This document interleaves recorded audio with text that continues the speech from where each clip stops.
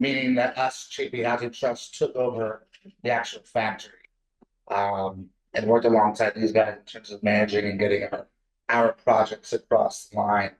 And yeah, like I mentioned, we have these guys just finished up about 4 months ago, the last project came out of the factory. And we have about 3 months left on our Leadville project to see that completion. Yeah, Your name was? Sean. Blumer. So yeah, I'll try to go over, I won't go too in depth, but basically we started out as another company, Indeed Well.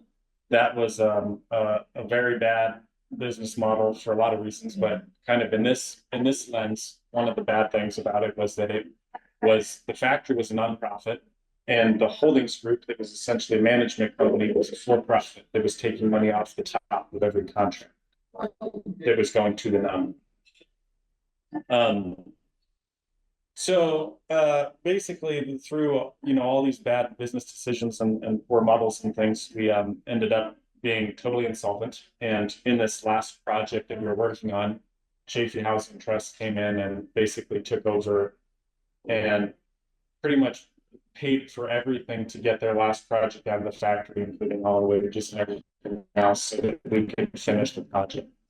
And then while we were finishing that project, we started this other company, Red Feather Industries, to try to move forward ourselves and start a new company with a better model and better intentions and everything else than the original company. And so we kind of were working on that slowly as the original company was crashing. Basically the last couple months of that project, we finished up as this new company. So it's, for all intents and purposes, still a startup essentially, but we had this new company before we shut down the factory in August. Yeah. And have basically just been waiting to try to make an opportunity to restart work. And that's where we're at. And what was your role at Indeed Well, and what is like that role that you were maybe shifted into or are already kind of? Sure. Yeah, well, so I started out as just doing material takeoffs essentially. My background is in engineering, so I kind of I'm good at focusing on the detailed things that are in the plans that a lot of people miss. And so as we kind of looked forward towards what we were going to do, I started thinking of different ideas, what we could do and how we could improve the product that we used to make. And so going forward, I'm the president of Red Feather Industries, but I guess operationally the director of engineering is more like my job duties, or what they will be for up and on. And your name was? Garrett Gentry, sorry.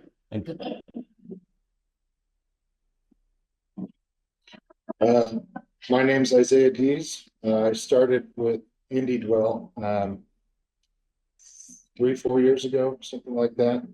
I started as a framer, a production framer. We were working with cold form steel, so it's kind of different for the modular industry. I moved up into quality, became an inspector, and then I became the quality assurance manager with Red Feather. My duties are going to be operations directing. And I have a construction management background and business. I'm Max. Been with Indeed Well startup. Wore several different hats. Safety, purchasing, operations. My background has been manufacturing management for most of my life. So the manufacturing side of it kind of gets me really excited about the concept of hopefully trying to manufacture something and then bring it kind of manufacturing scene, at least keeping with the race that they're here in this country. And I also feel very strong that the whole housing industry is a crisis, well, housing is overpriced. Can't believe how it's afforded. And it's a very worthwhile effort that we try to get on this, make housing affordable. Kind of pull on more than a paycheck. I think it's a very worthwhile effort, something drastic needs to change. And Max is, in comparison to the rest of us, kind of in a unique position in that we've never been able to really get to the point where his skill set is utilized perfectly. And so when we start up and as we're looking at creating this new manufacturing operation, he's gonna be the guy. So yeah, that'll be great. Champion. I can see like this year when we talked, I was like, yes, we do need like affordable housing that works for us. Yes. Yeah, the system's broken right now. You kind of know where we're at. But yeah, let's get it together with the factory on the new guys, but when it all kind of fell apart, is picked it up and made sure he's got paid and gone through it. How many employees they work currently? Probably at the peak of things, probably have what, more than 100 employees? 120. Right? Yeah. Yeah, Yeah, that would have been a couple of years ago. of course, as things wound down, we were probably down to what, 25 or so. Yeah, and going forward, probably be around 50.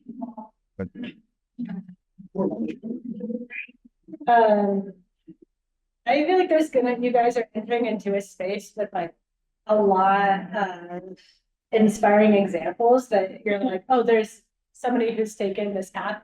Hearing you talk, I was just maybe 10 years ago, there was a window factory that similar situation, and the workers were like, we're not shutting down. Like, we make windows, and they took over the factory. They're still operational and like just doubling size every year. Wow. But they sat in that factory and like they basically occupied. Like, I'm very inspired by Occupy Wall Street. But now they're, because they were just like, this is what we do and we know how to do it and we want to keep doing it. And then there's I know it's not what companies. New Era Windows. They're in Chicago. Oops, okay. There's some really like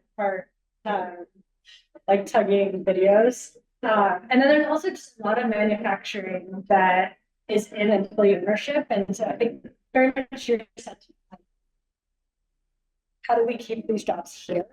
This is like a really important skill set to be able to like manufacture for our city. COVID taught us anything, like supply chains are not guaranteed.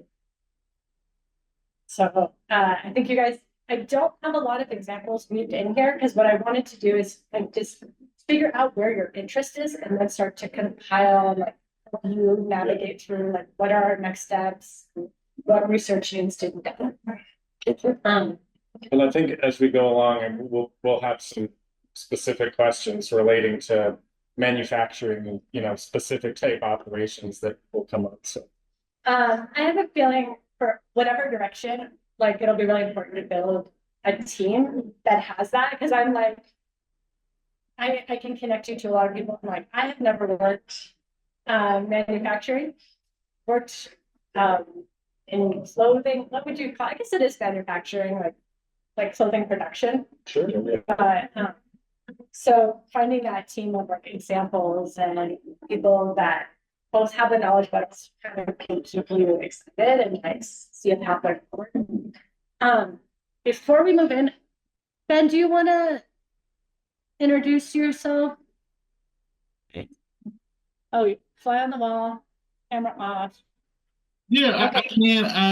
I've definitely met the Red Feather team and Sean, and so it's good to see you all and join you all remotely. And again, just this is for my learning, but this is for you all and for the benefit of you all. And so that's why I put the fly on the wall comment because we want to be sure you all are getting what you need out of this. And this isn't about Dr. Ben at all, but I've been at the Health Foundation now about 8 years, leading the impact investing work.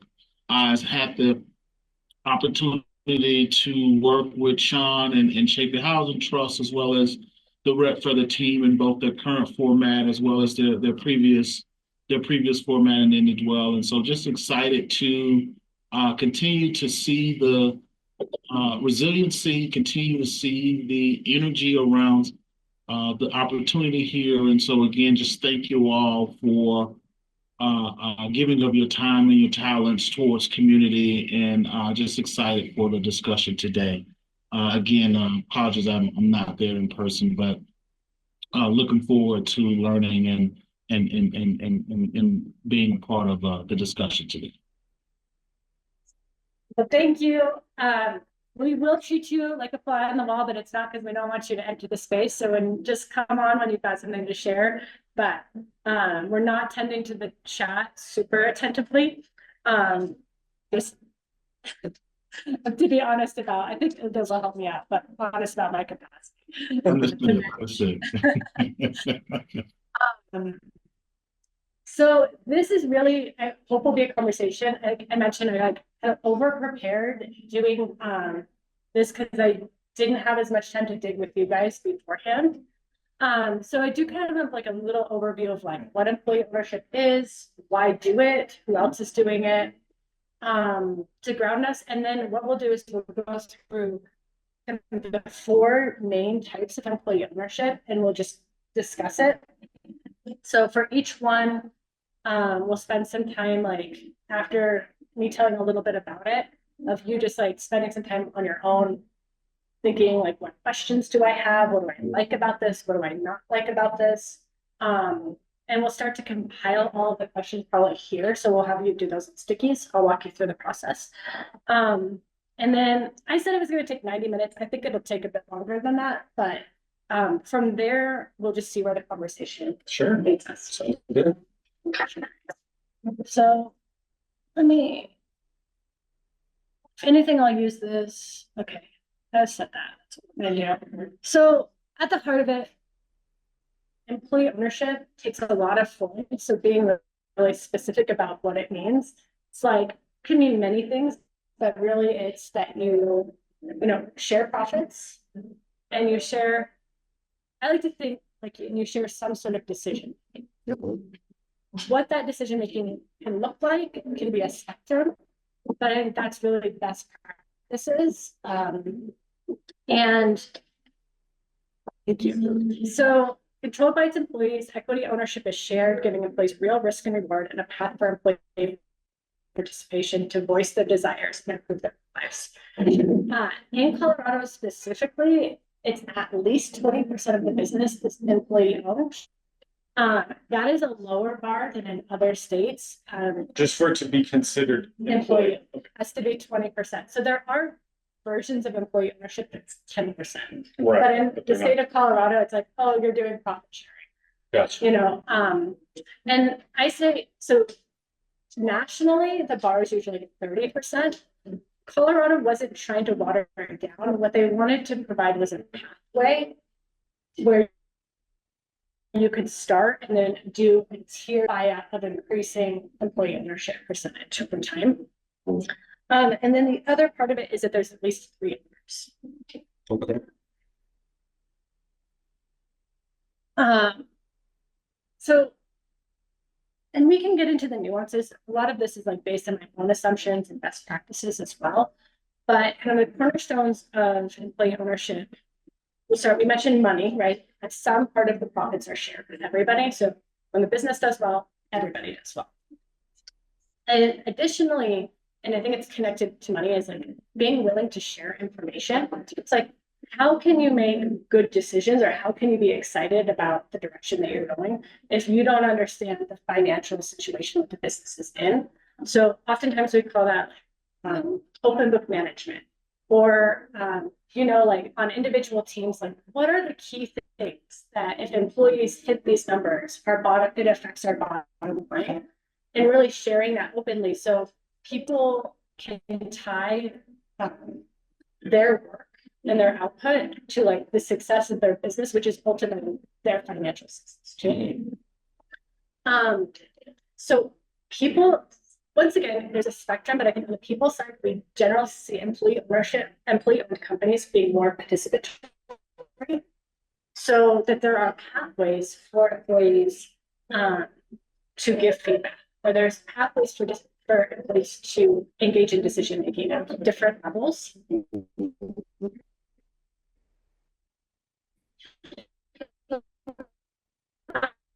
And that also goes to that's like leaders here are all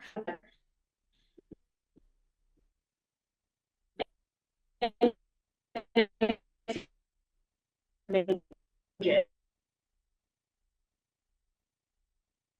where decisions are made. So it doesn't mean that you're sharing all power across the organization. It might, if that's right, but it's that you understand how power flows, and so that you can intervene. Like, let's say you predominantly do manufacturing, and like one aspect of it, you're like, I have this idea. I want to be able to like bring it to the right people. Who are the decision makers, and do I have access? Any questions about that? So I'll do a couple things of just benefits. Actually, maybe one of the good things that came out of the pandemic is really realizing the value of employee ownership. There's nothing like crisis to be like, oh, these are really resilient organizations. And so, and even before that, the data was like coming out where it's 46% longer tenure, which if you think about like every time you hire an employer, that's like $7,000 to $10,000. So if you have high turnover, you can really affect your bottom line by having people stay longer. Yeah. And that also just makes your business stronger because you've got really skilled employees. Higher profits, they say on average 8.5% higher profits. Depending on the industry, I think it actually could be much higher than that. 33% higher medium income. And then this is the part that blows my mind. 92% higher household net. So it's like when people, what that tells me is like when you involve yourself in a more meaningful work environment, that actually has repercussions for your whole family and like the way that they feel about themselves and the jobs they might also go with. And then this funny one, it's like 9 to 19% higher productivity. How do you know? Like that's like a very hard one. I think it's industry specific, but speaks well for manufacturing. I think when like productivity is really helpful. Yeah. And then just like a couple larger benefits, like community is like these are, you're creating dignified jobs, not just jobs that pay the bills, but a place like people want to be. Drives the local economy. So you see more of an emphasis when decisions are made locally to like benefit the local community, and then those dollars are recirculating. Yeah. Shared mission, shared prosperity, and it can't be understated, especially in the way that the economy is now. When you see like people on the left and the right cheering that a healthcare CEO shot, I think it goes to show like how important it is that like, we are sharing prosperity together and people feeling shut out. And I think is the foundation of creating a healthier society as a whole. Like I know it's just a business, so I don't want to put too many expectations, but like a lot of things become possible. Yeah. And then I mentioned resilience in economic downturns. So for worker co-ops during the pandemic, I really saw like very few because they were able to have the conversation like, okay, who could go without health insurance? Does anybody have like who needs these hours? And to prioritize people being able to stay employed based on their needs. And those were, the early conversations when things were just shutting down. And then they just saw that they also were able to bounce back faster and to pivot as they need to navigate. And I expect we're probably going to continue to see ups and downs in the economy. So it's a huge benefit. Okay. So Colorado wants to be like known for resilience. That is really important to Governor Polis. We now have a permanent office of employee ownership that has funding, which is amazing, like a permanently funded position. And so in Colorado, we have 121 ESOPs. That number probably has gone up. This is probably from the last year. And then worker co-ops, we have 41. And nationally, if we can move this, we might be able to. There. There's about 12,000 employee-owned businesses, and that's across different types. So it's not huge, but it's gaining speed, makes it that number continue to go up. These are just a few in Colorado. They're a little worker co-op heavy. But there's not, we tried to show you like trends within employee ownership, but the truth of it works for really any business. So there is a good foothold in manufacturing, food, service, but I really think the model can go anywhere. So thank you so much. So the 4 main areas, this is where we'll go into a deep dive of each one and start to like think, oh, would this work for us? Is this appealing? What more do we need to know? Is we have employee ownership stock plans, which is what you mentioned in your email that you guys are leaning towards. We have worker cooperatives, employee ownership trusts, also known as EOTs. This is an industry with a lot of acronyms, so I'm just like, get ready.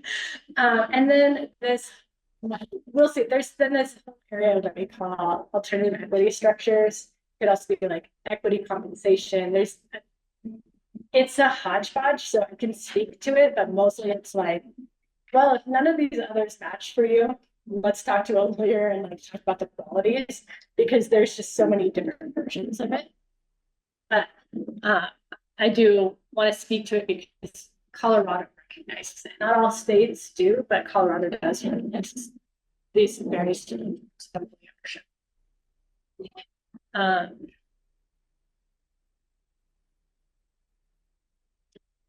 And I'll share this with you guys too, so you have all of these.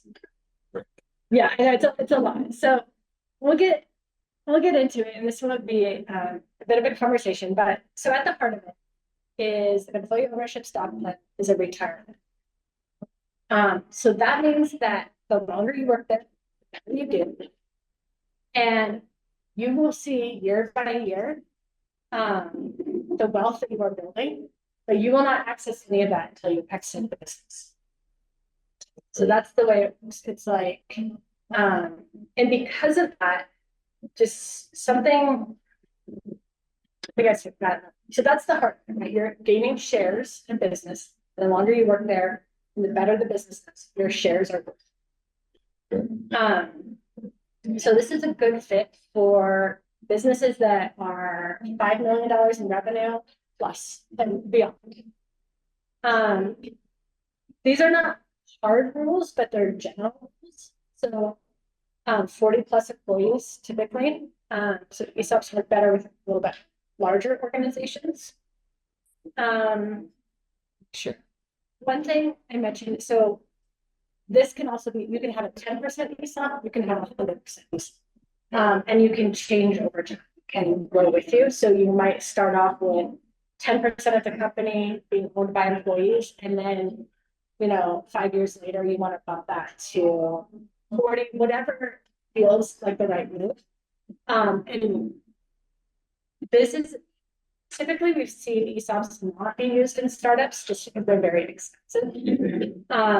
And they're like kind of the sweet spot for them is almost as like succession planning to begin with. It's like when the owner is ready, they're ready to back away, they start to sell to the ESOP, and then that gives them a path forward that when they're done, the business is still going to be in good hands. So definitely this is a model where it's like a strong leadership team is. Just leverage. Which are just for their expense. Yeah.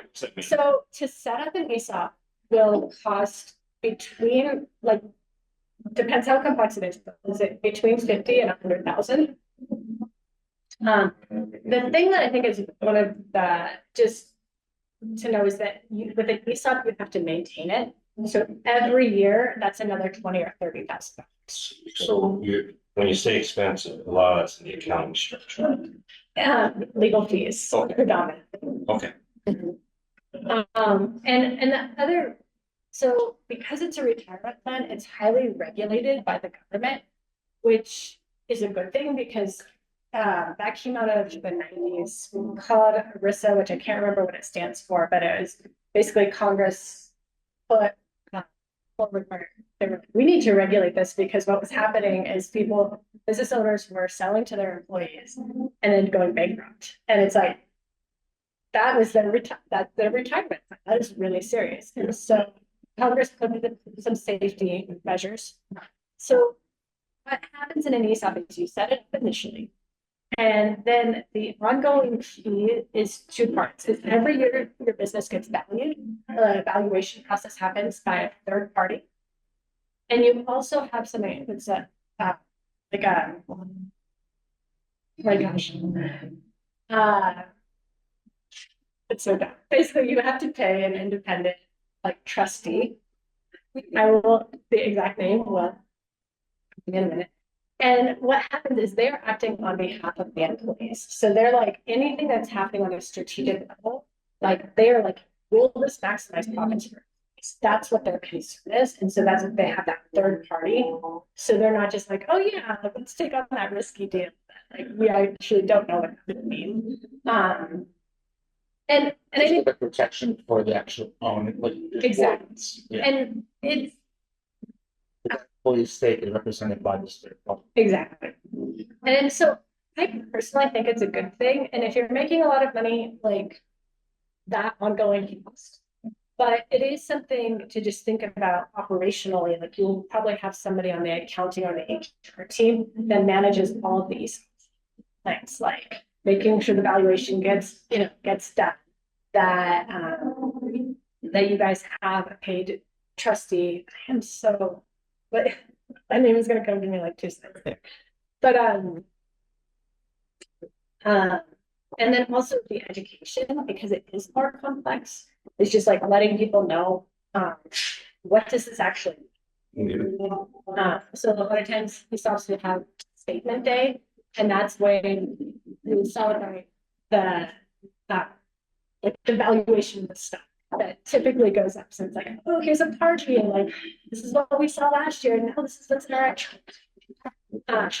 so there's just a lot of like education, and probably generally with employee ownership, but especially with the ESOPs, because they're just very legal. They're very legal. Yeah. So I kind of show you. I have a slide for that that will kind of show you, but I want to make sure. And you can move that closer if you want the computer, because. So I'll show you kind of the diagram of what it looks like, but with all of this, I want to be thinking about through the lens of like who owns it, how are the profits shared, and who makes decisions. So in an ESOP, who owns it? It depends, right? How much of the business is owned by the trust. Typically, and then the profits are shared, like I said, that comes out when an employee exits. So you'll see that value building, but we won't get them. And then who makes the decisions? It varies, like it will usually run on a very typical management structure. And so we'll still see, top leadership making those decisions. There are ESOPs that adopt more complex ways to have employee voices heard, but there's nothing about the structure that requires any employee involvement in strategic decision. but you do have to have this third party trustee, Yes. so they have to have like some type of equal or certain ability. They have to have the ability to make decisions and have their. Yes, they are on the. Okay, and their purpose is to represent basically all the employees. And they're not representing them like, oh, I talked with them, we had drinks, and I'm like, I understand their concerns. They're like, their concern is, is this working to the financial benefit? And let's see here. Like a good example, I think, is New Belgium Brewery. It's a funny example because we don't typically see it. They did have a lot more participation, so they had committees that employees sat on that informed the board and management and leadership. And they did as together, they decided to sell the company, which doesn't typically happen in employee-owned companies because they're like, oh no, I want to continue to have a good paying job. But what happened is when that offer came in from Eisenhower Bush, the trustee was fiduciary, like had a responsibility to consider that and what it would mean. And like people made every employee the minimum made $100,000 sale. And so, you know, I mean, so they are acting on the benefit of the employees, not on like the overall, whatever your other mission is. Will this business continue on into the future? Or, you know, So like specifically auditing and with the financial well-being of the employees, but there's not necessarily someone representing the employees in a decision strategical point of view. and there are like, if you guys want to know more about it, we can do some research, examples that do link more participation in ESOP. It's just not required within the, it's a choice. Yeah, but the third party measure. Yes. I tried to find like the simplest visual because I still like, even the closest lawyer that we work with, he doesn't do ESOPs because he's like, that's just a whole, that's a specialization. But the heart of it is the way it functions is the company sells shares to a trust. And so in the trust then, yeah, I can see you can, it's very technical, but basically the relationships are all mediated through the trust, the banking institutions, and the company. We'll see a similar when we talk about employee ownership trust and use a trust model as well. And so that looks like there's a company and then the trust. Okay. And they're kind of talking with for ESOPs, there's a vesting period. What happens is like when an owner's ready to check out, they might they could owner finance it if they don't need the money right away, but usually they work with a bank to take out a loan. Like the trust takes out the loan and pays the owner. That's the way that it works. And then as the shares appreciate and the loan gets paid off, then employees will see that. That's why there's also that line. Like they'll see the wealth that's being built, but it's a slow process. Okay. Would the trust be able to purchase land by any chance? That's on my paper. I don't know about that. And my guess is not because it really exists for the benefit of the employees. Okay. And so that's like we got like perpetual purpose trust or trust, and we'll talk more about that. But it's like what it is guided by is like the point of this is for employee ownership. And I'm going to share this with you because like I think it's really worth digging into. And if you guys are like, I'm really serious about this, we'll bring in experts that can talk. Like you might not care for details. You might be like, yeah, like Max has that, but we're just good knowing we're going to get shares and we're going to have a retirement plan. So what we'll do is just take a few minutes to like individually think, right? The prompts are like, what do you like about an employee ownership document? What questions do you have? And what concerns? And what I would like you to do, if you can do it, you can start off the bat doing that, or we can transfer them. But for every one, it goes on one sticky, and we're going to start compiling them. So at the end, we've got a list of all the like research questions. Okay. And so we'll take 2 minutes on your own, and then we'll come back to the whole group. And what are the questions? What do you like about what do you like about ESOPs? What questions do you have? And what concerns? And if you need paper, I have paper here. And I can put this on any slide that would be.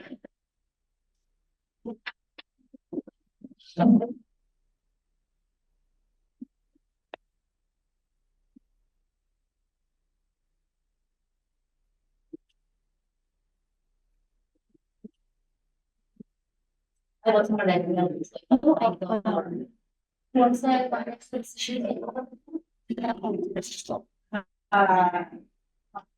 Howard.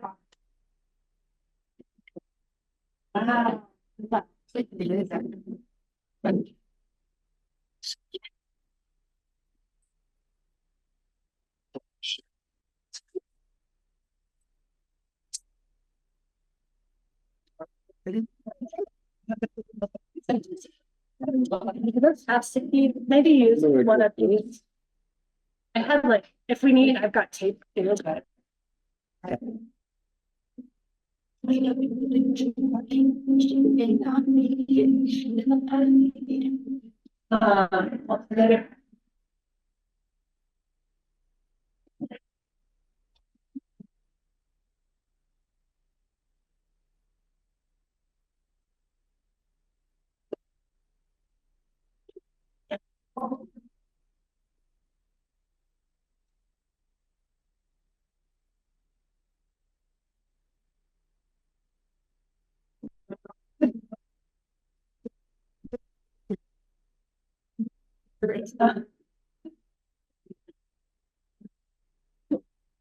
think it was just, yeah. Yeah. I don't know.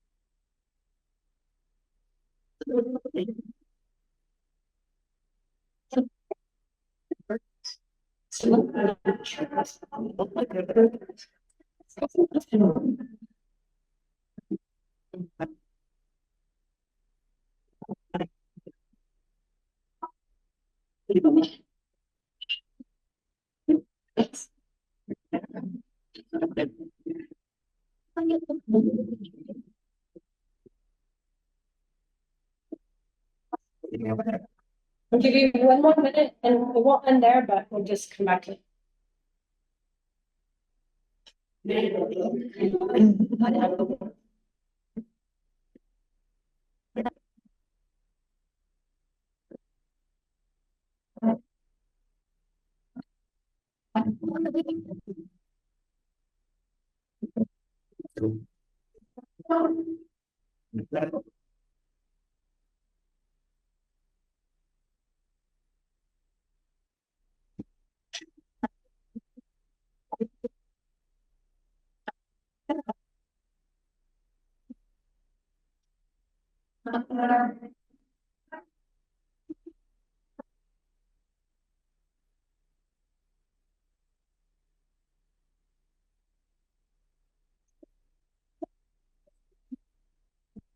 She was just no. Describing my Potentially, yeah. It was supposed to start already, so. It's a little short. All right, let's come back to the group and like I said, we'll be compiling, this is also like fabulously scribing as well. I just want to make sure we don't miss this part of the conversation, but I want to open it up to like what stood out to you about employee ownership. So like, I know you guys have done some research already. The retirement plan part for me. It's exciting, but then that leads me to a question. Can the employees borrow on that saving or retirement plan, kind of like a 401k? Is that accessible at all throughout their employment? That's a really good question, and I'm not sure Okay, I know. So we definitely need to write that question down. okay, I know some ESOPs also offer 401k plan, which I think is interesting and digging into like the why and benefits of that. sure.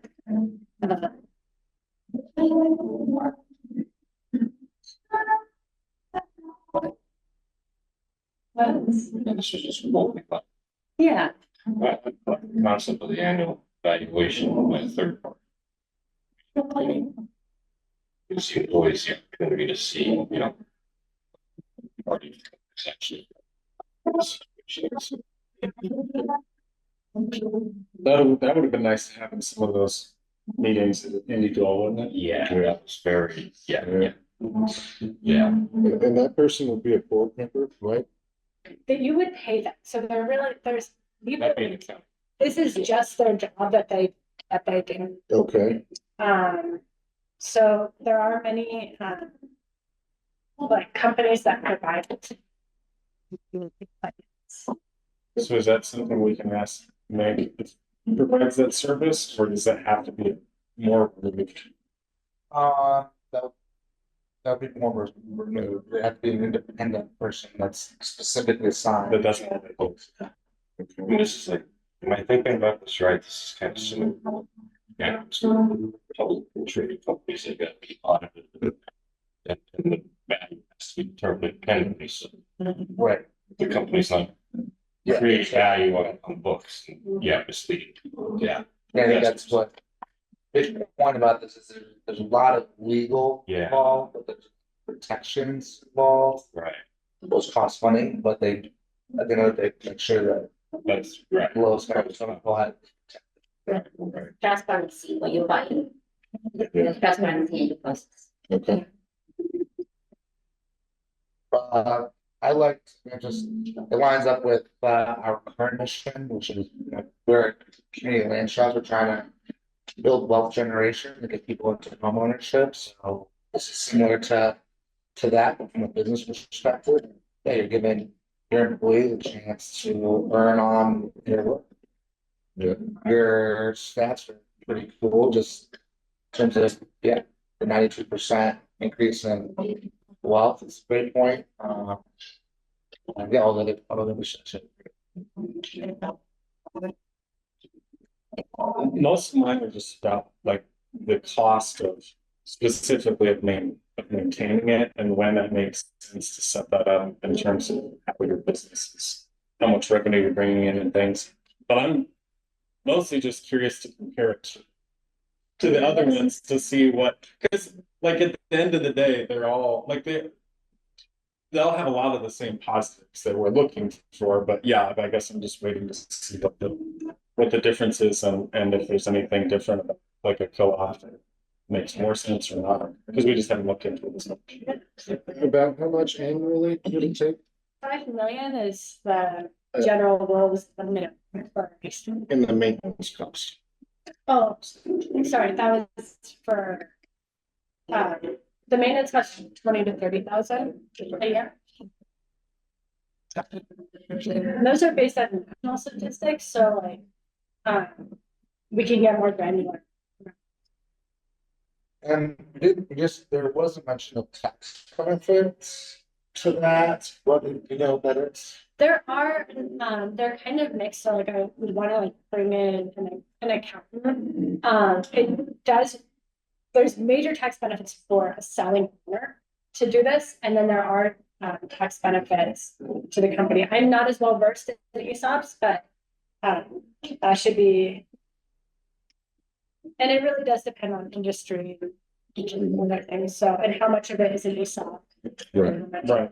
So there's a lot of kind of cross-referencing as you get clearer about the model. And good to bring in to be like, okay, so like, Yeah. how do we strategically do this?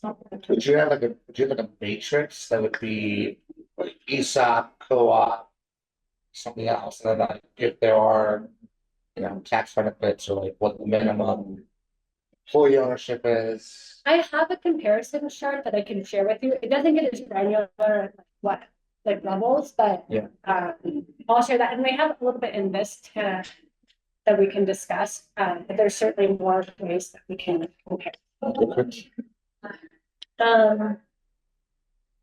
All right, you're kind of holding on. We have some questions on the table. Any questions that haven't been shared? Or written on a stick? So just in our situation, like limited additional bucket. Basically, very limited additional bucket. So the whole concept of funding this trust, I mean, I don't understand. You know, I mean, where do you fund the trust? Maybe that's why you said that 5, right? I mean, in our case, like, yeah. It is hard to pair an ESOP with a startup. And one direction as you move through this might just be like, oh, we're not starting an employee owned, but we know the trajectory and we know the milestones we're trying to hit. And then we can make that. Okay. But yeah, it is hard to start from the jump with an ACE. It seems to illustrate whatever your initial investment is that you suggest we need to get off and get running. Yeah. It seems to open that small pool instead. Yeah, I was doing some research before just because I was like, to be honest, I don't know any ESOPs that have been part of a startup process. So I was like, what else? What am I missing? There were articles about why you would do that, but none of them addressed like the financial, like the hurdle. It was just like, oh, this is a really good way to like attract talent. It's like, yes, of course it is, but like logistically, how does this work? So I think bringing somebody in this. I suppose you must have a very good concept on just Yeah. kind of start out with capital. Certainly, it could be attractive to talent. Yeah. It also comes down to, right, if you're a startup, when do you start to see profit? When does that profit make sense to share, right? Right, because if there's no profit, there's no value to the stock. Yeah. Right. Yeah, that's right. So it is, to me, it's kind of like the next phase of the business. And any concerns beyond what's been? Seems just maintenance time.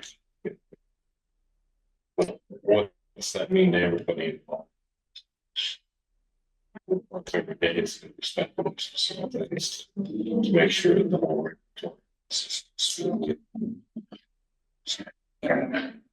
Yep, that's a really good question to consider.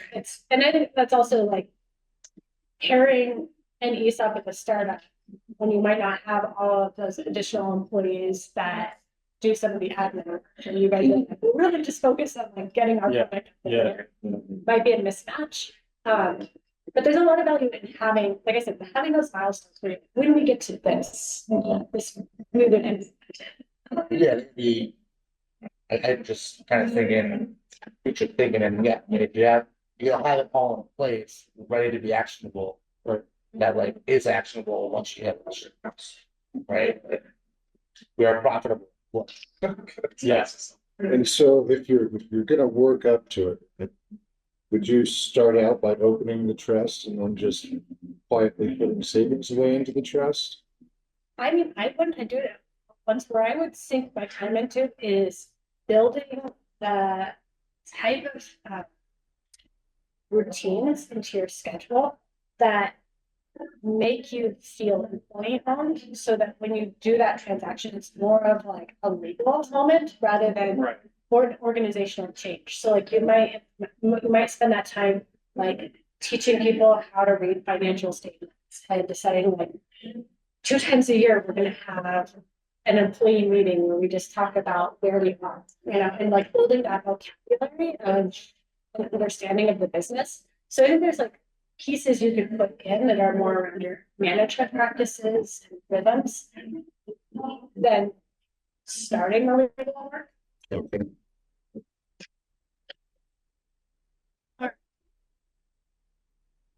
You guys already know I'm biased because I work with worker co-ops, but my whole goal is to make sure that you guys find the right structure. But if I talk more about this and that's a lot, it's just because we really We're excited to learn more and see if it could be a good fit. So basically, a co-op is a for-profit business.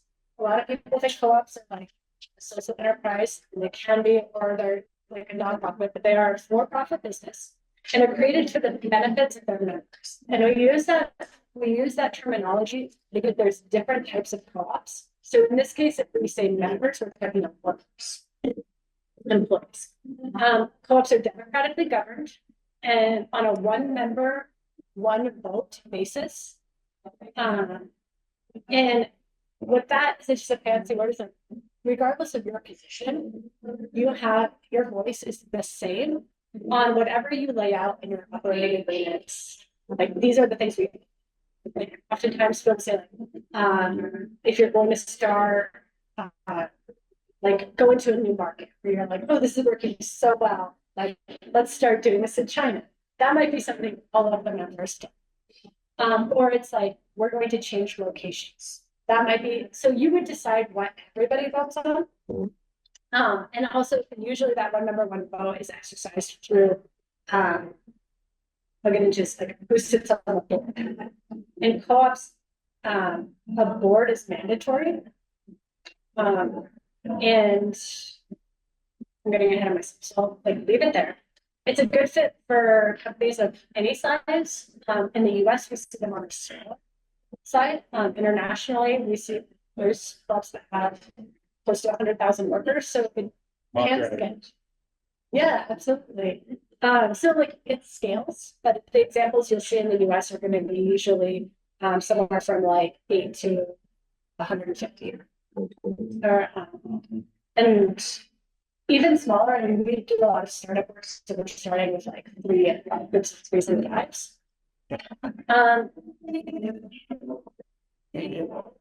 So I don't think it has to be this way.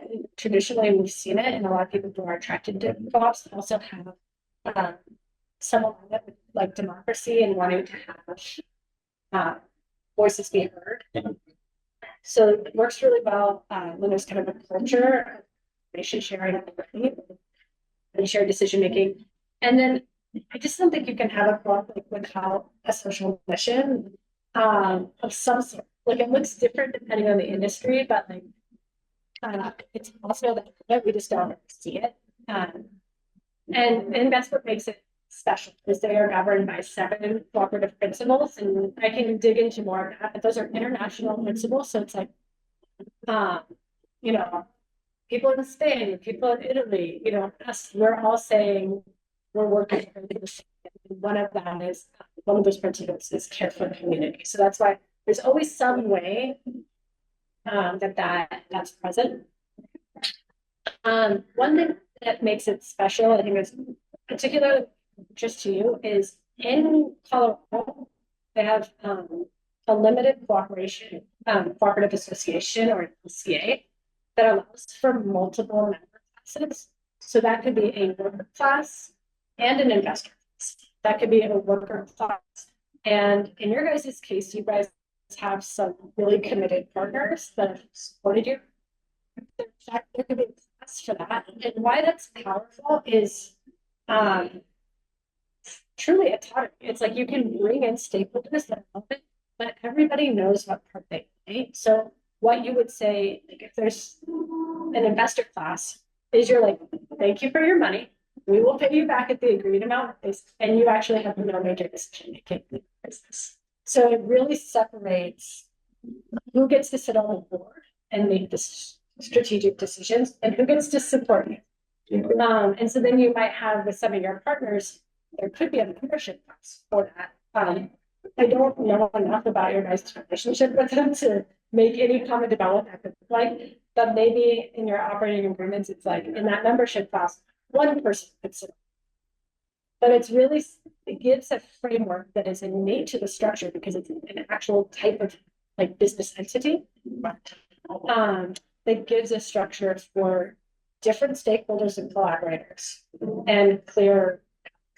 And that's an LCA, It's an LCA, limited. cooperative association. Very similar to an LLC as far as like protection from liability or individually liable, but it allows for multiple owners. Yeah. Multiple levels of membership. And gotta say that this category is very exclusive to Colorado and 5 other states of the nation. So it's not very common, and it was created here to provide those protections of memberships. So, One reason I don't think we've seen co-ops scale in the US in the same way that we have internationally, is co-ops have traditionally always been like, we do not take outside input. Like, autonomy is incredibly important and decisions get made by the people who buy them. And so I think this is a really nice opening where you're like, okay, we actually do need investment, like to grow. But we also want to be clear about, we want values of investors. And what we've heard, we were talking to Namaste Solar's and worker co-op in Denver. And they did a really interesting, they actually converted to a worker co-op, in part because of this growth. And they were like, it allowed them to take in more money, and it values aligned way. And they were like, the feedback we got is they were like, do you know other businesses that are doing what you do? Like, we want to invest, like ethically invest in these companies. So it's not like a huge pool of people, but I think that there are a lot of people that's out there. So providing that opportunity for people.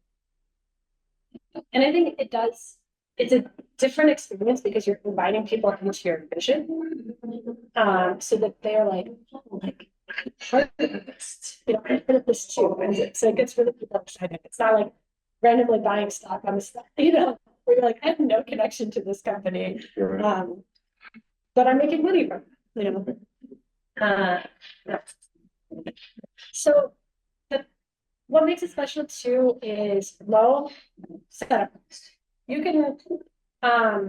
can register with an LCA for $50 a meter. Like, working with a lawyer, it would be between 5 and Purple, I would say between 5 and 10, but in smaller blocks, it's 10,000. So that would be old finance. Register. And like the mention of like the third party valuation.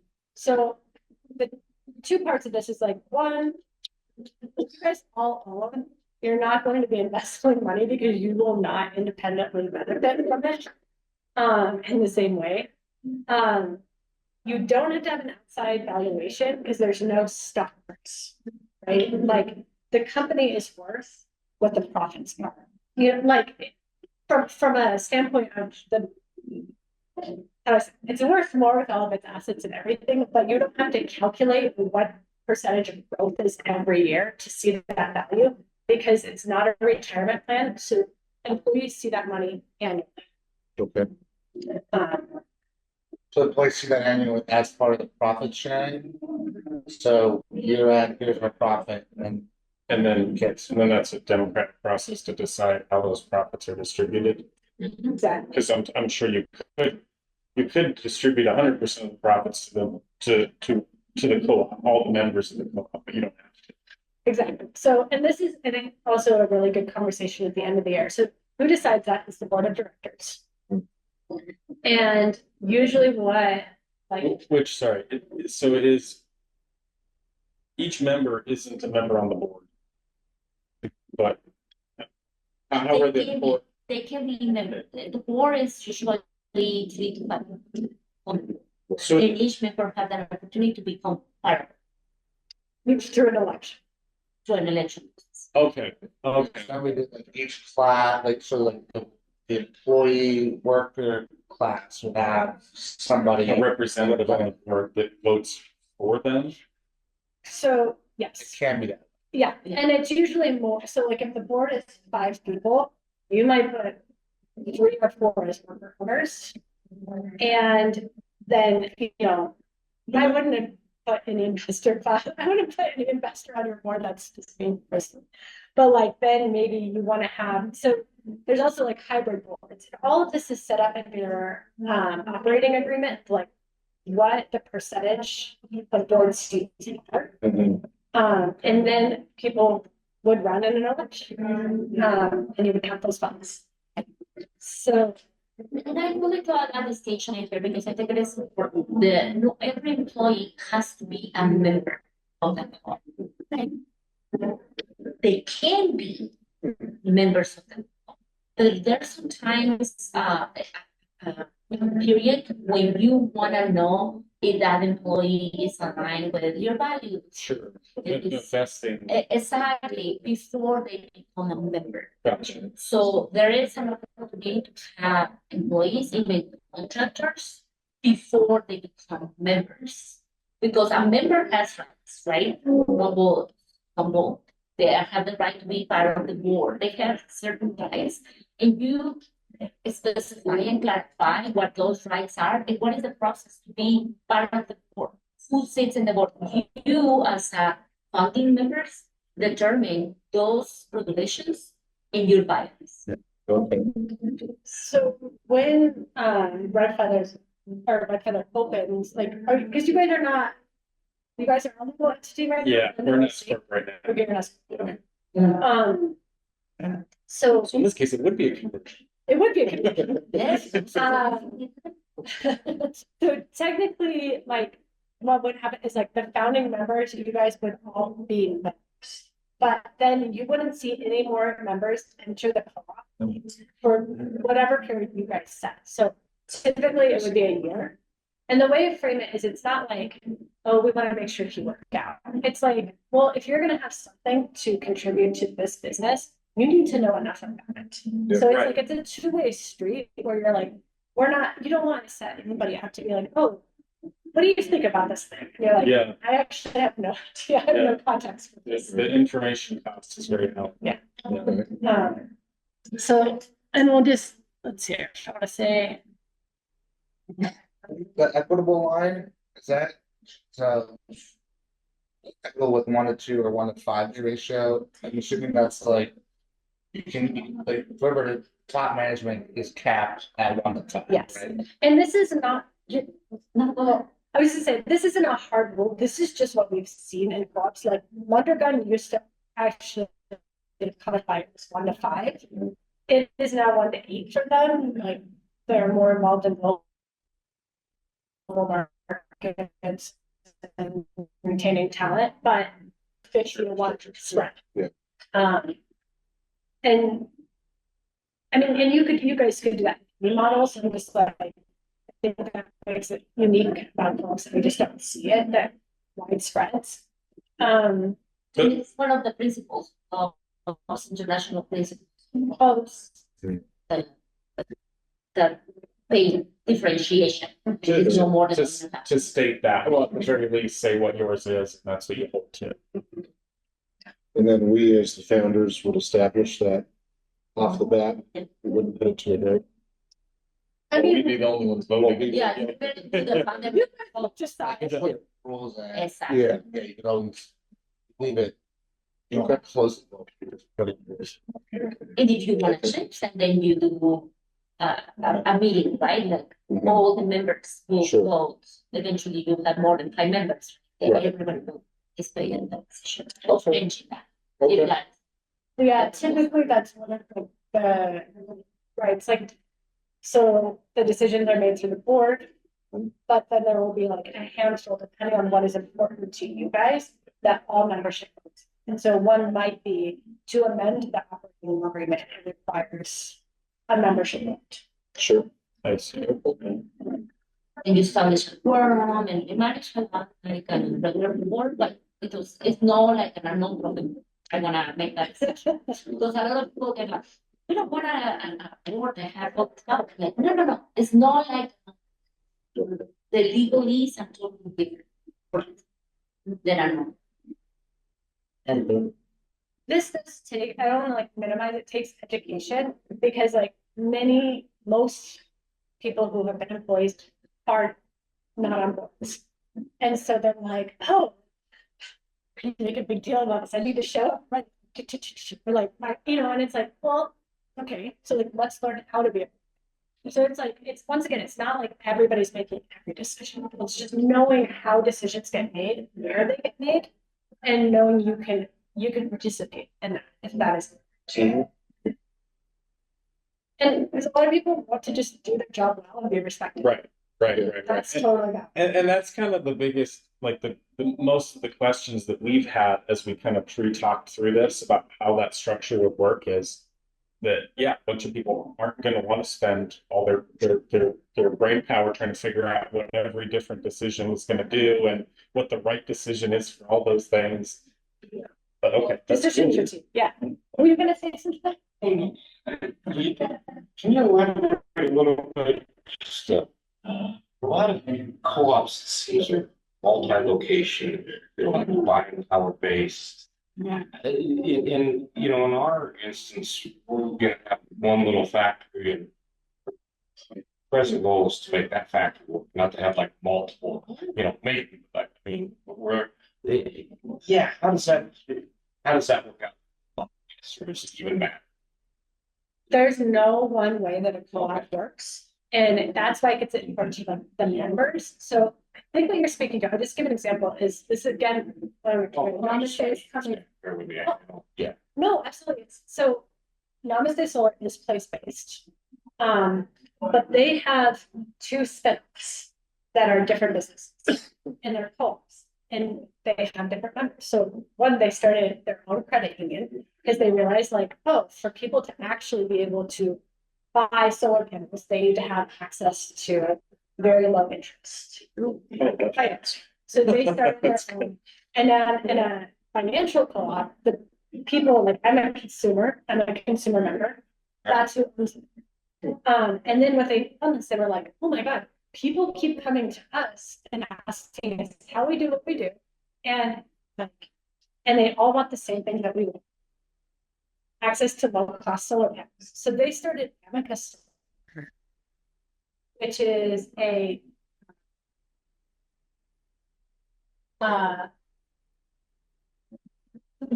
my God, it's a marketing called the other shared service. It's like a purchasing. Yeah. So they have now other small solar installers from all over the country, and they're doing shared purchasing. Leverages the large. So there might be a way like you guys don't have to expand, but maybe you're like, oh wow, we need steel. I think you mentioned like maybe there's some Sure, for example, yeah. right? And you're like, who else also is doing this? And can we bring up other like similar size manufacturers so that we're able to compete with So I'm sorry, what's that called again? Amicus Solar? No, it was the structure, the, A purchasing thought, or like a marketing thought, which is also the same as Ace Hardware. So it's like a way of like, oh, Yeah, 'cause I was just kind of looking at costs and you've got like Ace Hardware and then Lake, so all these, a lot of activities that like it's really want to join their resources. And on the purchase. they want to stay small, Yeah, they too, but they want to be able to have the same benefits of these huge conglomerates. yeah, like the Ace Hardware guys, when they go out to buy their nuts and bolts, they want to get the same discount that a giant Home Depot get. Exactly. So there's lots of different ways, and like we could get deeper into co-ops, like they scale in different ways. Like for this, the simplicity of it, it's like the worker co-op benefits the members. But so and you can just be a one-stop. Okay, okay, You don't have to have it. I just got kind of, but that's, well, we should look into that, because that's interesting. yeah. Maybe here is also a good idea to invite you to a call 101 where we go in depth of the different types of clubs, because worker club is just one.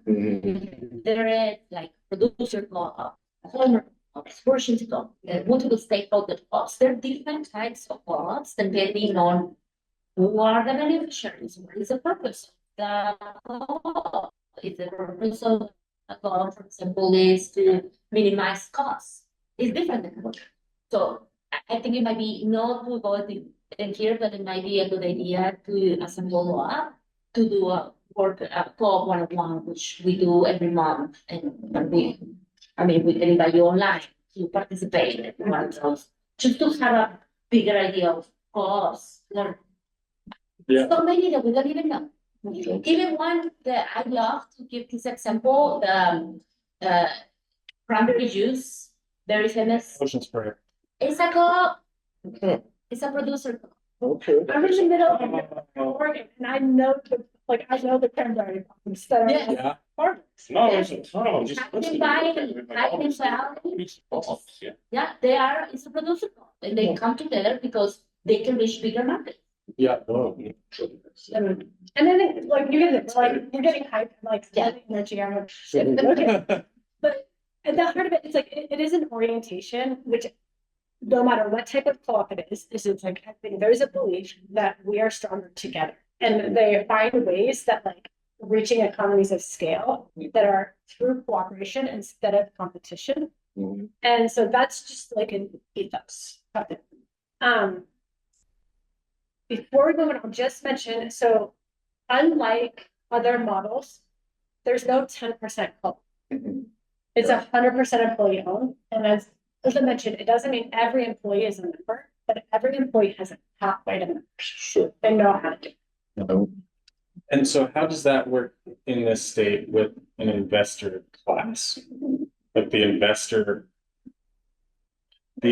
counts as one member of the, They would be a member, but of a different class, so their rights and responsibilities would be. but I'm just saying, does that make it not 100% employee? Or how does that circumvent that?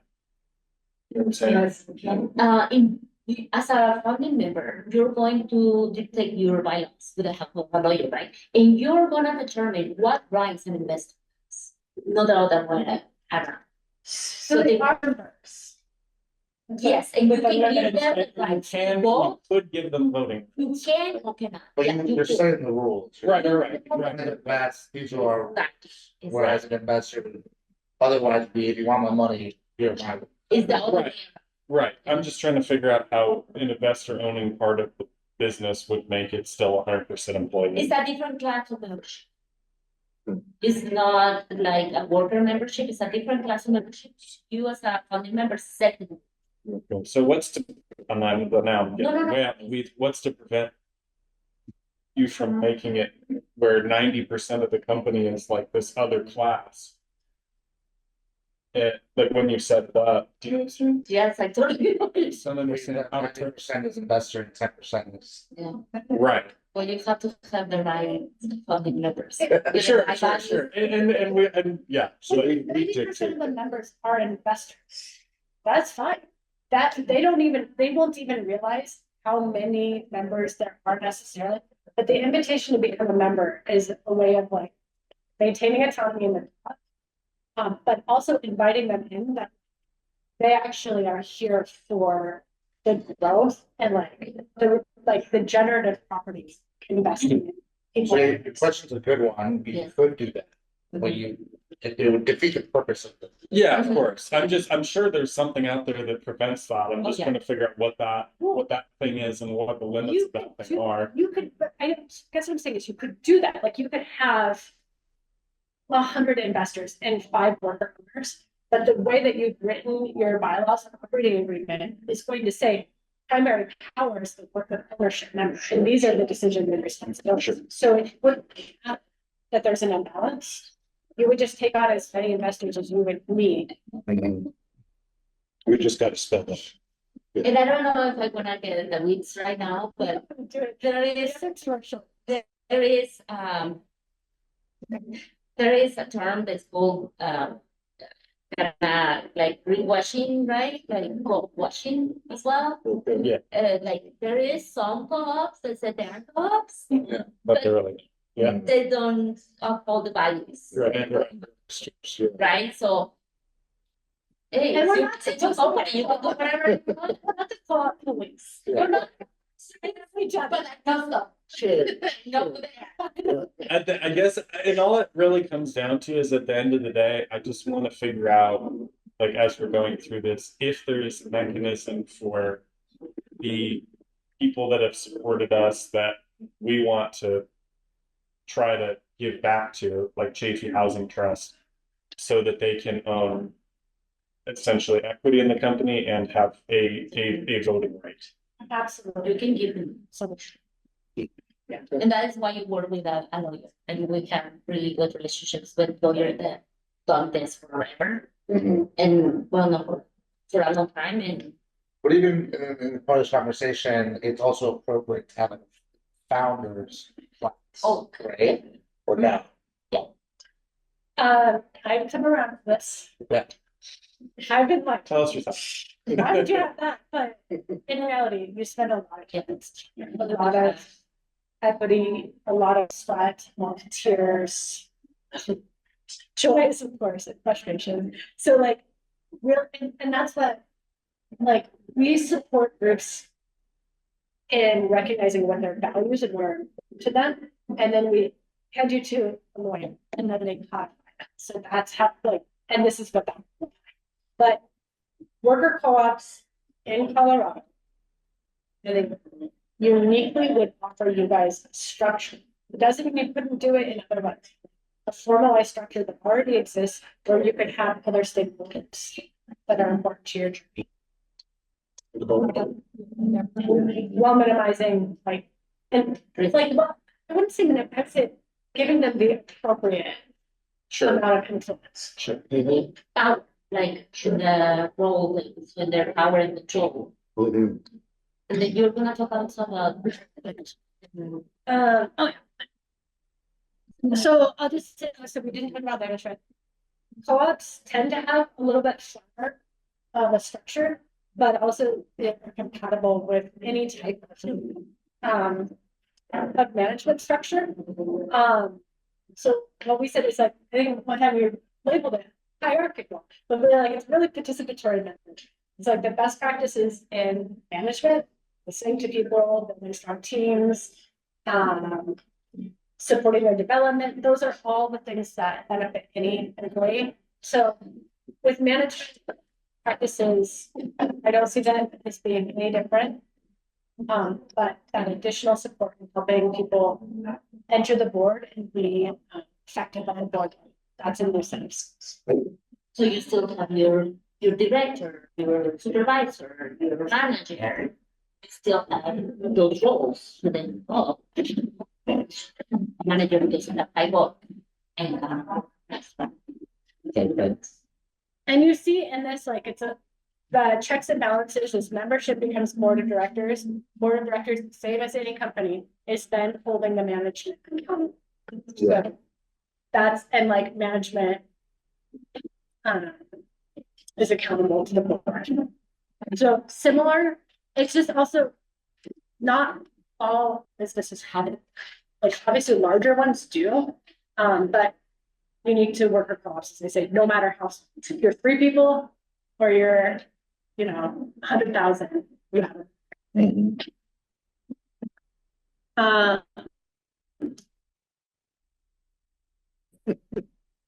No, this is all, I wish you had more. It's all good information. So the same on this, we'll just take a few minutes to just to yourself to collect, like, it can be this formal around the 3 questions or just what's standing out. So, what do you like about it? What questions do you have? What concerns you? I'm gonna do this one. Well, maybe we'll be open. So like, you want to keep anything? I would just put it on our number. Well,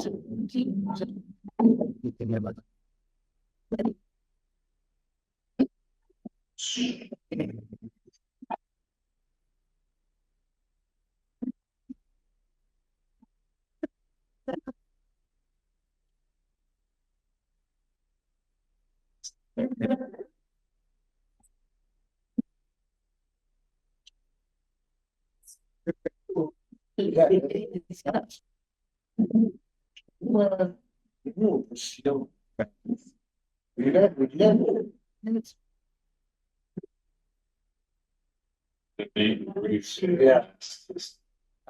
Use that, I mean, A lot of CA is still considered a real you mentioned earlier, couple step ahead.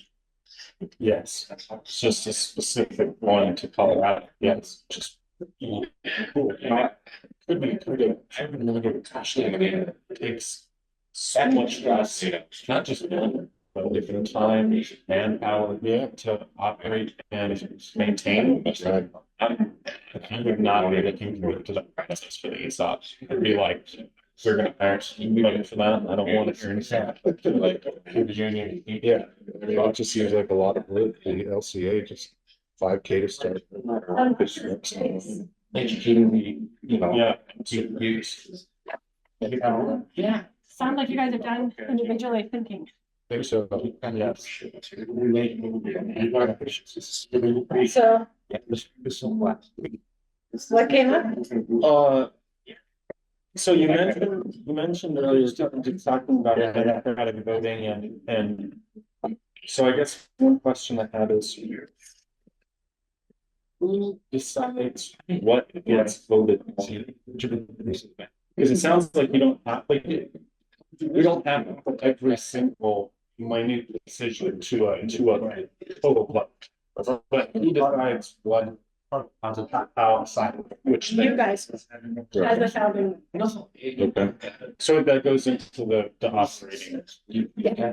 And like, that's not gonna dictate like what you guys talk about in your board meetings, right? But I think it's really important, like I think about it as in a traditional business, you're like, I know where I sit. I'm in management, I'm, on the floor, I'm on the production. But in Todd's case, you could be all of those things. And so just knowing, and that's the practice, that's the end of it, is like knowing where it's like, I'm gonna come at this with just my strategic, like board. And you're gonna do the same, CFO is going to be explaining financials. This president is going to be convening the meeting. The board, and sharing the information with the has. But how you'll decide like what are the most important parts? Like I said, we have like a worksheet where you're like, what is really important that all members should know? Is there anything? Maybe, maybe not. And then the rest will be through the book.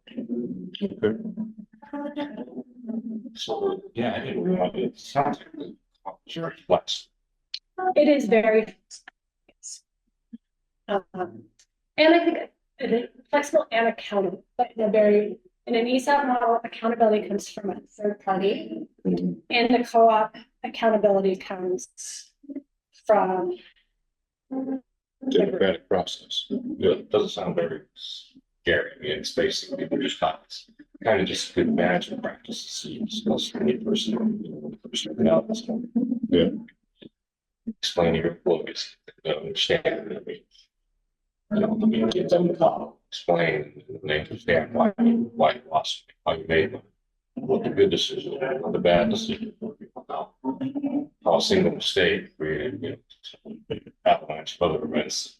Set the stage for, bad week, bad months. Yeah. Employee buy. So it's good management practices. That's what I think, because the club is very flexible. It's supposed to work for you, like any of these, it's supposed to work for you. Well, and before we went into this, at least me, I don't think the three of us understood what this LCA structure was at all. So we didn't think it was nearly as flexible as it sounds like it is. Yeah. So that's cool. Yeah, and I think it's very creative. And when we're working with them to start their business, I'm always like, yeah, but like, tell me what you want it to do. And they're like, no, tell me what it does. And I was like, it's the only model that you get to come to where it's like, this is what I want. How do Right. it work within the confines of, Yeah. the parameters, but, yeah. And honestly, the co-ops are at a disadvantage because most people think of a collective. I have been in collective situations. There's a time and a place, but I don't want to make every decision. I want to make the decisions I care about, and I want to do the things I'm good at. And so. So you're saying there's a difference between if that's a word or collective? Yeah, like that's what a lot of people think about is they're like, oh, so we're just gonna be in meetings all day talking, making decisions, and you're like, I don't. What do you want? It's not. Right. Yeah, seem like you guys might be ready to move on to the next. I have another one, and I apologize that some of these questions sound like I'm trying to dismantle the system, but I'm not. I'm just trying to figure out It's just about. well, yeah, a bunch. So is it possible when you're setting all of this up and how it's going to operate to say that different classes have different weight or amount of votes? No. It's one member, one vote. So for example, you had an investor, he only gets one vote, and employees each get one vote. But you wouldn't necessarily be voting on this. So Sure. that's the difference. It's like, it's one member, one vote, but you will outline what an investor would get to contribute to, which honestly might be like, it depends, like you want it to be rosy enough, but that's the part. So all like workers wouldn't necessarily vote on the same things that investors are. Okay, so give us that. Set up tricky. Yeah, it is intriguing. I don't actually know, like, we work, I'm trying to think of a good example for investors of like. I them haven't being able to personally make worked a lot on investor tax because the above that we have on our regional, which like 7 people is the bigger Sure. one. But something that will go is, for example, if they wanna get a loan, a big loan. Or if they want to dissolve. Or if they wanna expand. So big financial decisions or even management. One of the goals that I helped form, they decided to have an advisory board. An advisory board just to give them some feedback on their business without any vote. They don't have any vote, they don't have any say so in their decisions, they just come once a month or once a year and tell them hey, I am an expert on accounting, you should do this, or I'm an expert in your industry, you should do this. So they can also add investors as an advisory board to improve their performance of the business, right? To improve the profits and to get ahead of the industry. Like, usually we buy people who have certain expertise that should help your company grow. But the decision that I foresee is them making is financial important big decisions. It's not everyday. It's no high administrative decisions. It's just high level decisions where we need a little bit more expert. Sure, okay, yeah. That's does that help? Yeah, it kind of does. So I also want to connect you to Namaste, but they did a different process because they used like Class B shares. So it was a little different the way that they went about it. But for the investor class, I honestly was like, what rights would you want to give to them? Nothing. Like, you know, I mean, I don't mean that like you want it to be relational, and so you have Sure. to think about how much capital you need to raise. I think that would be a good question. But like, it might be as simple as annually, we invite you to an investor membership meeting and we show you where we are financially, what's happening within the co-op. Right. And that's it. Here's another potentially stupid question. You're not. Is it possible with that type of setup to leave equity open for future investment? Meaning that all the equity isn't completely distributed when you first set.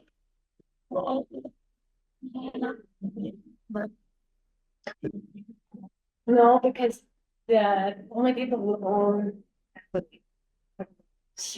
And it's like, there's no amount of shares. Sorry, yeah, Does that make sense? yes. So right, so you could, So so that's that's your, percentages, like, and you you're, can't own 25%, and you own 25%, and you own 10%, you know. because at the end, it's what the investors are getting out of it for the co-op model is profit, just whatever the profit It's is. a very clean relationship. It's like, and that's what I said, it's not for everyone. But I think that there are a lot, there's a lot there. And there's also other ways you could structure, and this is we're getting into the weeds on this part. Sure. Like you might actually choose instead that you can pair it like a DPO with like a direct public offering. but it's like, it's the way that it is, there's just all sorts of creative ways. And at the heart of it, and all the ways for co-ops around financing has been getting around making sure that ultimately the primary members are the ones making the decisions. And then it's not getting influenced because there's no share price, right? It's like for the investors, they're not going to get more money than what you say that you're in return. So what's the mechanism? How do you track? So shares to buy. I mean, how does an investor even invest in it? Yeah, or like they just cover amount of money that you. And then that's them just be like an agreement. It's okay, well, we can pay you back. We're gonna pay you back plus X amount. Yep. So it's kind of a one-on-one, like an individual basis. Or you can set up the terms and say, these are the terms to cross investors. I've seen it. So Okay, so how does a profit sharing network at the end of the year, right? So then the board decides what profit then goes out to its members. okay, there was a previous question about this too, so this is a good. So what happens is at the end of the year, you're like, here's our service, this is our profit that we made. And the CFO might give recommendations, like, I think we should pay out 30% this year because we know we're going to be buying that machinery and we want to retain X, Y, and Z. So it's a strategic conversation, but the board will set how much of the profit will be distributed that year. And then that's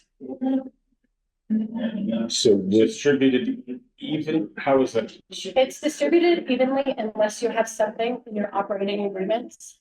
So like you might choose to be like, oh, for retention of talent or something, we do an additional bonus for these positions. Because we just know it's not competitive, but profits are allocated based on hours worked. So it's the same for every.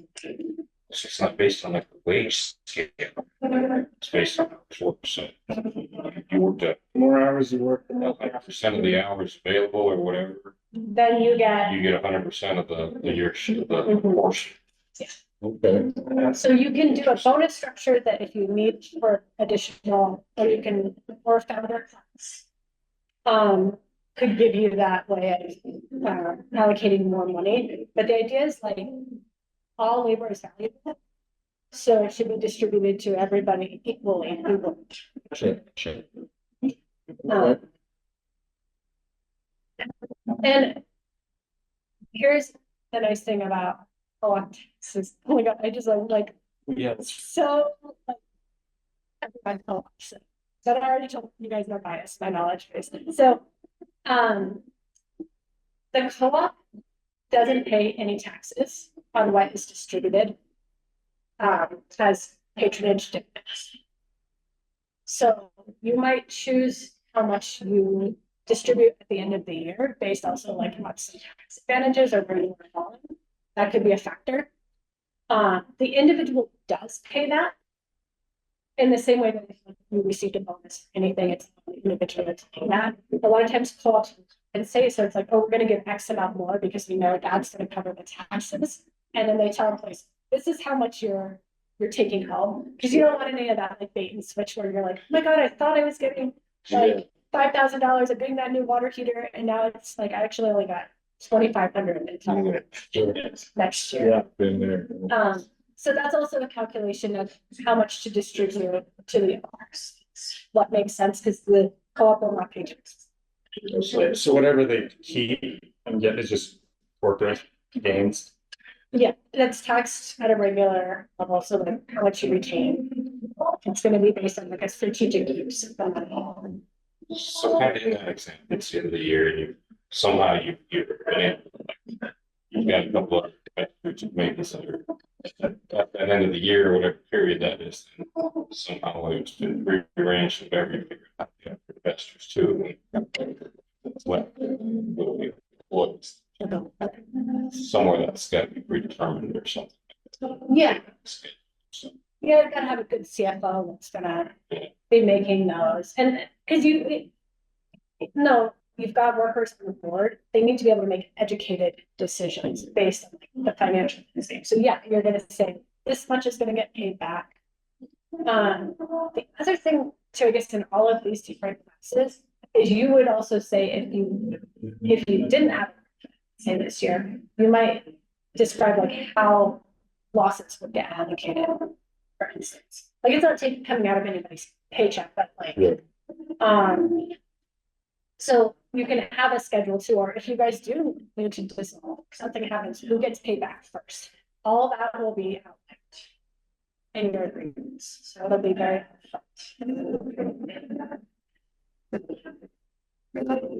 all right, no, this is good. I think we're gonna get kind of repetitive, but I'll talk about this one. This to me is like a little bit of a hybrid of a co-op and ESOP, of employee ownership trust. And it's appropriate for all companies and sizes. Centers and employees. So similarly, you have a trust and you name the beneficiary of that trust as the employees. So it exists in very similar to ESOP that way. And it's designed for long-term like legacy, because you can have a trust that goes forever, basically legally it's for 39 years. Just remember. So the idea is to really capture that mission. And this has taken root in the US very recently. I think 2 years Patagonia did this, and so we like I think the headlines were like Patagonia sells to the environment, you know. It's like because their trust named the environment like their beneficiary. And so the trust ensures that the company operates in alignment with that mission. So you guys could have more than one mission beyond or one purpose beyond employees, but that's like what I think it's really good at is like defining what this business is for and ensure that it continues to. I just wanted to like create some fun, but yeah, like so what it is, it's a trust. This is super new. It's gone very well in the UK, and we understand that more and more people are doing it. In the US, like by the end of this year, we'll have our first one in Colorado. First one. Our first one. This- Like I said, it's like, hey, Yeah. this is fresh off the Yeah. like. What kind of business is it? I don't know because it's not my business and I only know from the lawyer that's working on it, so it's in English. And I'm excited to find out. They're very flexible and similar to a co-op. But on the other side, do not have any of the regulations that this so you know it's So it's almost like an ESOP. Yeah, so you're just assigning the trust to the employees and that's protected, which comes along with the ESOP. and then it's similar to a co-op, so it doesn't need the annual valuation because it's not based on shares, it's annual profit share. Okay. It's distributed. And people like this because it's a lower set cost and there's no ongoing maintenance. Right. Especially more, could be more attractive to investors, right? Maybe. I think it would put like on the same kind of level of any general corporation as well. So this is similar, who owns it? You could have 10% in the employee ownership trust, or you could have 100%. You could grow that over time, you can stay static, so it's flexible in that way. Profits are shared, like I just mentioned, they're annual, so it's similar to co-op. In years that there's no profit, nothing gets shared. When they leave, you know, it's when they leave, they don't have that retirement fund. So in both of these models, it's really good to pair some education where it's like, you may want to save, put X, Y, and Z in your 401k. Yeah. To continue to like make sure that when people leave, they've got a nest egg. And then who makes decisions? This is any management structure. It's usually traditional. I'm going to show you an example. This is a recommendation. This is what we've seen, but you could do. It's not required. I guess the same as this. So I'm gonna. Yeah, let me show. Let me start there because we're talking about it, and then I'll go back. But so this is a workaround to ensure like workers have a voice. And I think this is a really good, this is how we're going to see most of them roll out. And it has elements of that co-op experience as well. So in this situation, you have a trust protector, which does sound like somebody, right, who's working on behalf of the trust to ensure that it is meeting its mission. And let me just talk through it. So this is kind of like, it's the same thing, but there's an extra step, right? So in this model, you have a trust stewardship committee. This is the worker. You could just do, like employees wouldn't have to have, be part of that. You need a trust stewardship committee regardless. That could be made up of anyone. In this model recommendation, it's like you should bring employees into it, but that could be a mixed group of the right mix. Like maybe it's founding members that don't work there. Maybe it's, you know, outside stakeholders. So there's many ways you could do that. But basically the trust stewardship committee then appoints the board of directors. And that and you can see that there are people that are on the trust stewardship committee that also sit on the board, and that's that link and kind of that checks and balances. And so us already being established as board members can also establish ourselves as part of the committee members, right? And then that's already done. Okay. And this is, you know, this is your snapshot of you now, but as you grow, you know, you could Add start. employees in, add investors, maybe. Okay. And then board of directors, management is accountable to them, management, employees are accountable to management, and vice versa. Mm-hmm. So there's similarities, there's just an extra step because the company is separate from the trust. And the trust is what is holding those shares on behalf of the employees. And pays out in. And pays out. Okay. So to go back a little bit, it's very similar to the ESOP, but you have that operating company. Operating company creates the ownership trust and owns the operating company. Now, like once you sell it, owns. And this is an oversimplification, but these are also very technical, but luckily it's just technical in the initial setup. And the maintenance of it is, there's no requirements. Okay. On the practical side, are there people out there? I would say it's, is there the right experience? Group of people out there readily made to guide it. It sounds like this is pretty new.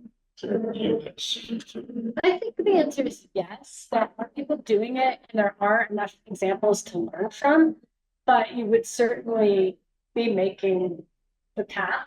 The way I would think about it is like, in a lot of these, like really preparing your management, like how do you want the business to run? Like the ethos of it, that's the culture you're building. Yeah. And so that's going to have to exist no matter. And I think there's lots of help in those skills. I think there's definitely the legal support. Like the person that I know that's completing the first employee ownership trust in Colorado is Jason. And he's like the lawyer, he's really the best lawyer in the country.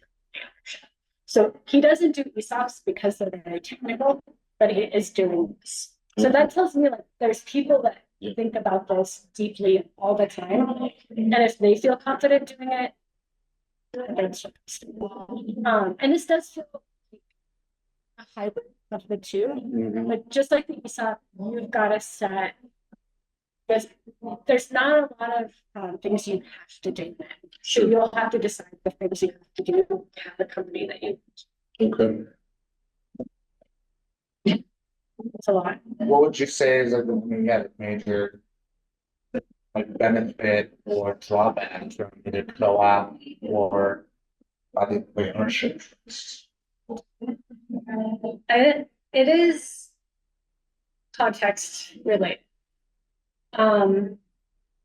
This, for instance, I think works really well if you have an owner that's like, oh, I'm 10 years out, 15 years out from retiring. I want to start building the structure of succession planning where when I leave, I'm going to leave 100% there, but for now, I'm going to start out 20 or 30. So it's flexible, right?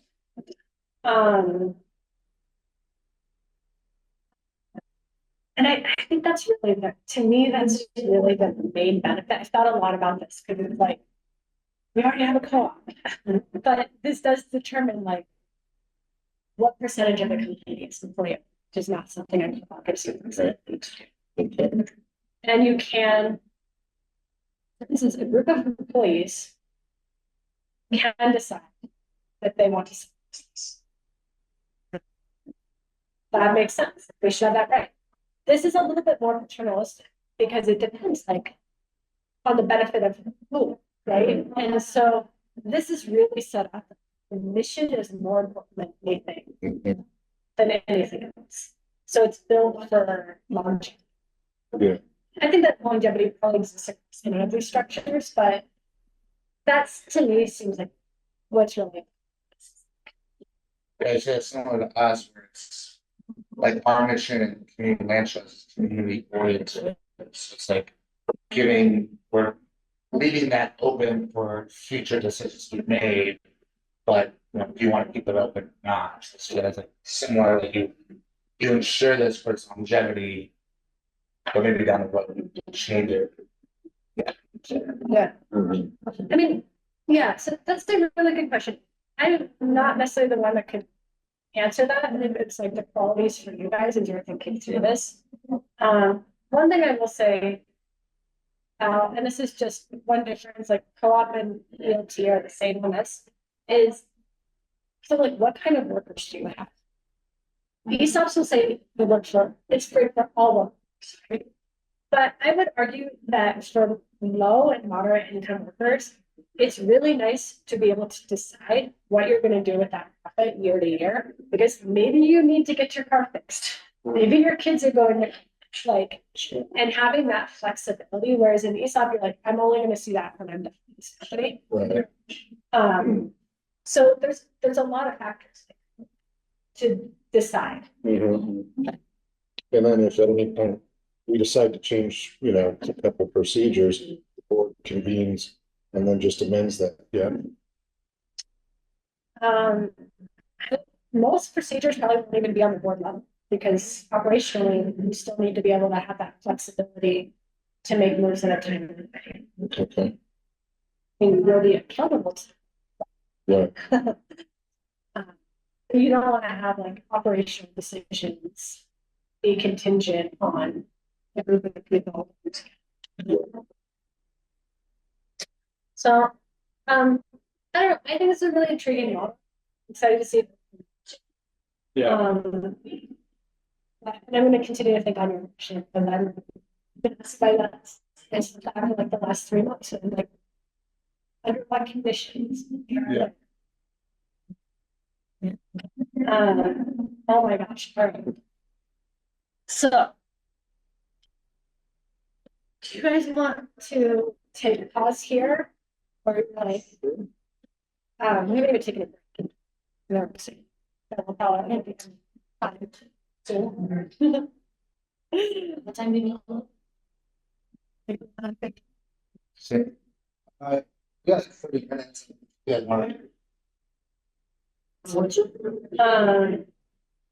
Yeah, let's bathroom break, let's reflect a little individually what questions come up. I knew we were going to hit the first two really hard with a lot of questions, and I think they're applicable to basis. Yeah. Well, and yeah. I'm gonna have less questions about this one because of covering it in those two, and it does seem like it's a pretty good in between. There are a lot of the concern points we have, things we're trying to do. Pretty flexible. It gives you the ESOP model without the expense. Yeah, How much weight would you put? So I like how you mentioned like low, middle income earners. I feel like that in this particular case has some weight, right? You're a manufacturing facility, you're gonna have quite the spectrum of employees, right? Yeah, no, but how so manufacturing different, you know, can give you a quick co-op, but how much weight did you put on? I mean, me, tons. That's why I really hyped on co-ops. I think the equity is like built into the structure. You don't have to apply another lens on it. What about like in terms of decision, like, yeah, actual decision making or like how, Wait, say that again so I understand. so yeah, like if you co-op one member, one vote, right? And then obviously you're voting on different things. In some co-ops, like all that information is as valuable to one person as it is to the other. In this specific situation, we're talking about specifically manufacturing. Whereas, yes, some people might want to know more and want to have a handle on the finances, but you might have a good amount of people that just want to make sure that they're being taken care of. So, yeah.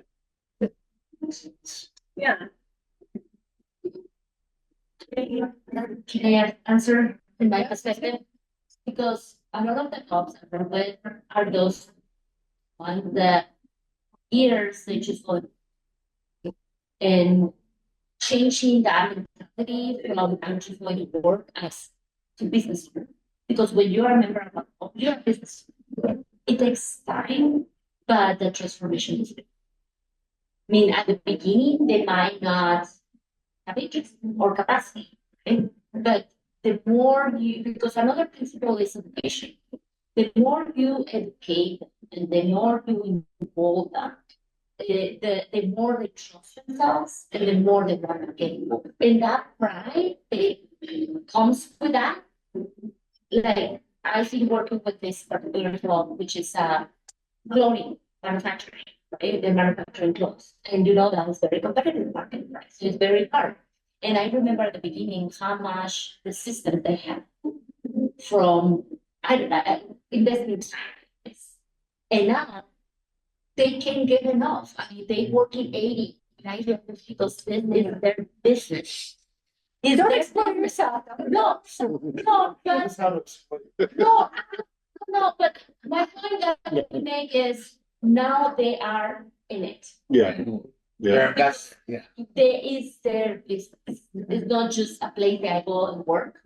It's their business. And I asked the other day another person, one of the members, like, so you, because she said, I used to go for the gym and do this and this and this, but I don't know, don't you want to do it? I said, no, I don't have time. I invest in my time. So So yes, yeah, the answer is you want to keep your employees invested in at the end of the day, you want to make sure you offer a path to If they want to whatever that may be. yeah. And any of these forms of employee ownership, you can have participation. It's just not required. It's not in the structure. So you decide, oh, do we have communication committee or this, you know, how this information travel. In a co-op, it's built in, and not everybody has to take advantage of it. And like I said, maybe they won't in the beginning. It's enough just to learn how to do this job. But 2 years in, 3 years in, I'm like, oh, you know what? I actually have something to offer that's a little different that I want have a space to do that. And so I think in a co-op, you don't have to be 100% in it all the time. But knowing that there are pathways if that's what you want. I think are important. As a founders, you guys don't have you're in it. Sure. You're putting it all, you guys are business owners. But the second generation, third generation workers might have that luxury of coming in and out of different ways. Mhm.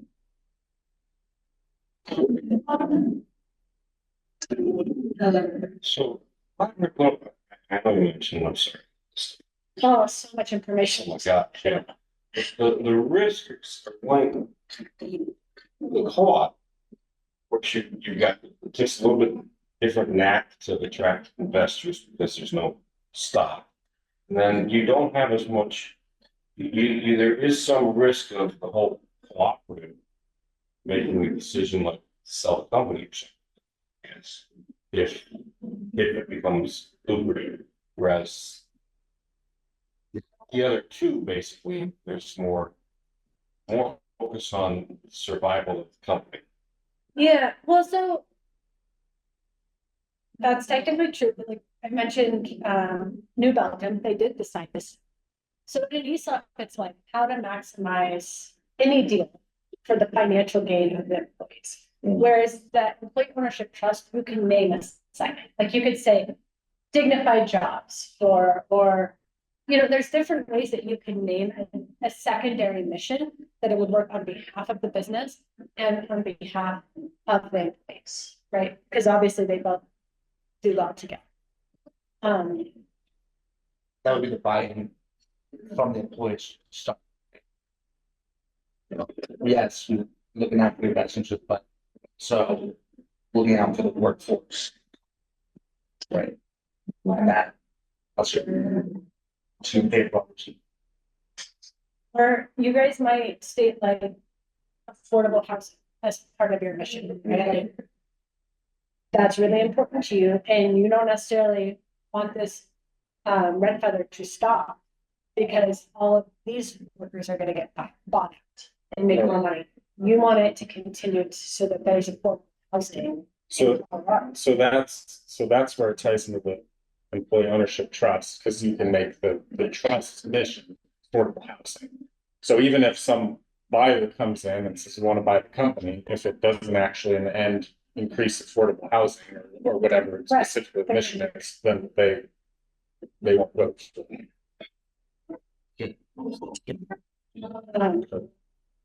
Okay. Alternative equity structures. I'm just like, look, this thing is just like, this is its own beast, could mean a million different things. This could be like we see it in tech startups where you're like, you offer equity compensation because there's no money, right? So that could be a form of alternative equity structures, look like synthetic stock or phantom stock, all different ways, as long as you're saying, I'm sharing profits with at least 20% of the employees. And so this is like where you're like, oh, none of these match me.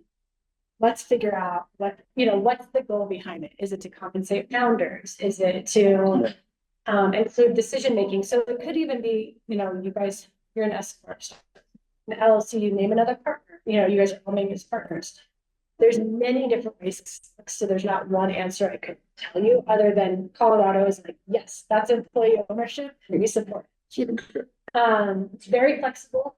It could work for you guys right now as a startup because you guys have just been, working on sweat, equity, and all these other things to make sure that you're compensated for future benefits. This could be a way.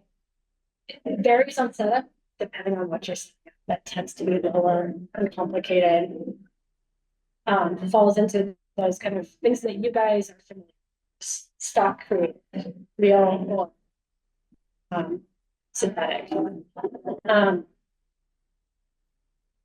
And if you guys aren't sure, the ESOP is like where we want to go. So we're on a scale. This might be something you could implement right now as you're like to make sure that you guys are compensated fairly for the way that you're building the company. You guys are going to share it together. I know all sorts of crazy examples of like some dude that's like, I have this business for 40 years, and I like created this completely wackadoo structure because I didn't want to pay taxes, and now I've got like 1 million shares in my company.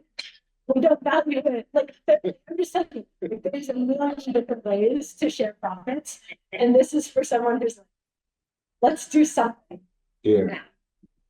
now. Which that guy after he told me that I was like, no, there's like, and then he's like, I don't want to pay for that, you know. But anyway, so all this to say, these are like definitely the something you guys would know about. You could do a consultation with your lawyer and say, here are the quality of my others, right? Yeah. Yeah. So like the size of Indeed Dwell before, like that's a great ESOP. If you guys think down. Well, our revenue was never, it could have been. Potentially. But like you mentioned, it'll probably be 50 this time. You would be right, you'd be right at that edge where you're like, is it worth it Yeah. or not? And you can, in a worker co-op, you can't add any stuff. In other forms, you could, you can add that later. Like you Right. guys could all just distribute profit as you see fit. Mhm. That could be democratic, or that could just be like, hey, But ESOP locked in the employees. Yeah. Yeah. that is That's just an so. And if you think about it, like it's just a retirement plan for your Wow. employees. I mean, even as a potential, you talk about like, how you attract talent. I would think that an ESOP would be pretty attractive. Because to a talented individual, it's a big company. That's a good reputation, because then they're like, wow, I'm using this. Straight time.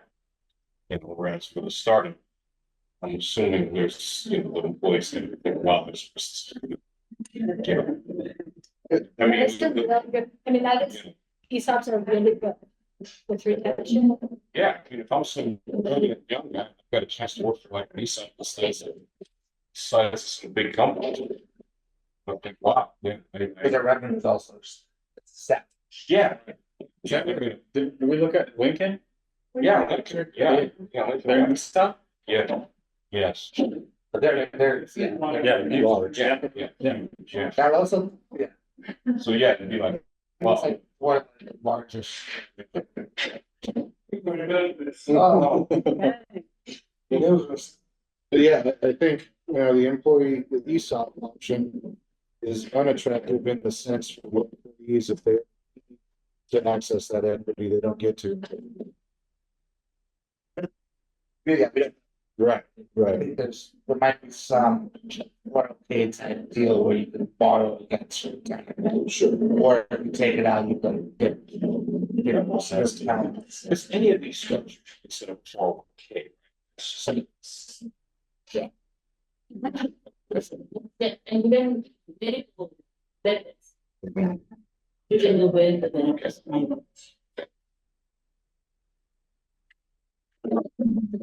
Yeah. Consideration. But like, so yeah, 10 more minutes. Yeah, that's a lot. Like walk us through a little bit of like what that timeline or process. Yeah. My guess is like this is probably just one conversation. You guys might not be like, what? Just gonna. So, but anyways, I'll email it. Is like finding the right structure, and so that's the part I can help you with. It's that discernment process. What is the right, what's the right move? And then when you get more crystal clear on that, then the pathway would look different. So if it is co-op, since I wouldn't be referring to what it would look like is that you would have co-op developers in Honda, and we would walk you through the techniques of starting it, part of it as well. And then like the implementation of it, which could could even look like where, like, I think board meetings should be given. So, um. So the proposal that I think direction could look like, and we do it everywhere from like, we are just alongside you every week while you get this done, or like we're here advising, as you need. It just kind of depends on what your capacity is and your interest, because you guys are already going. That's why I think it's a little bit closer to a conversion, because you guys are already operational, so you've been like ready to go, and it's more you've got to figure out what your bylaws are gonna be, and really mapping out what the membership benefits are, what does it need to be in that? What do you get from that? What responsibilities do you have? So that's what it would look like, and we look backwards based on what your needs are, where you want to be, and back. Unless the timeline is like really tight, and the other would tell you it's not possible, but we'll pretty much work with you on your. As co developers, we say like we're not the experts in everything. What we are is like we are conveners, because you guys know best what you need, and so we're walking. Can I jump in for just a second? Hi, Tracy. Hi, sorry. I just want to say the other reason, I think this is what you were saying, Michaela, but the other reason why we wanted to get started sooner rather than later and have you guys think about this as you're doing these other things is because you were thinking about other partnerships. And I think that when you're talking to people like Adam or, anybody else that you might be talking to in terms of becoming an equity partner, you want to be united in terms of how you want to see the organization, you know, played out or formatted or however you want to say it, so that they know what they are agreeing to as well. So that Right. I just wanted to bring that up, that the timeline, I just want to add that into the timeline in terms of it's at the pace that you guys want, but I want to make sure you know what you're asking for when you start talking to other people about what they're asking for too. Yep, understood. We're on the same page. Thank you. Okay. And I just wanted to add that typically the time development of 0 to 6 is between 6 months to 2 years. And it really depends on the abilities or the experience that people comes with, how much development they need to develop those abilities, right? Because to have that business knowledge. It could be, there's no, but overnight. Sure. It's not a legal issue. Okay. And then you make decisions that. And we had this pretty quickly, investment topic of today's conversation, right? And yeah, trying to narrow down the timeline and understand what is, to Tracy's point, what is that package and trying to raise money for this yet. From an administration side, these guys are doing everything on the back end to be able to present a business to clients or investors. And yeah, part of the next step was consulting with a legal team, right? So if the co-op is the decision that you want to make, you have those legal resources, and us double dipping or going down that rabbit hole, that might be a huge resource. And I think back to the guys are urgent to get back to work. They want to start building, and right? Yeah, right. What that means is actually start building, right? So we've done a lot of I think there's a lot of the label that's ongoing. But yeah, there's kind of an urgency that we want to package this the right way and make sure that we're going forward, like in the right respect, right? I think the interest is there, like employee ownership, but in some capacity, I think is the route that we want to go, and just from a nonprofit, trying to be a stakeholder, like we really believe in. Yeah, I have some like more questions off like email, but probably next steps, the way I see it is like continuing to have these like very more logistical conversations, like what is the right model? And then like, but what's the value behind that? Because making sure you guys, it sounds like there's a lot of alignment already, but making sure We're pretty close for. it seems like. Yeah. But making sure that like you're like the company you want to build, you choose the right structure that's just gonna support you to keep doing that. And investment is a really heavy conversation, and it's probably a lot easier to do conventional finance. We have seen when stories are compelling too, you can do it in different ways. And it sounds like you guys have some real partnerships and stakeholders that are separate from investors, and then deciding what kind of relationship you want to have with investors.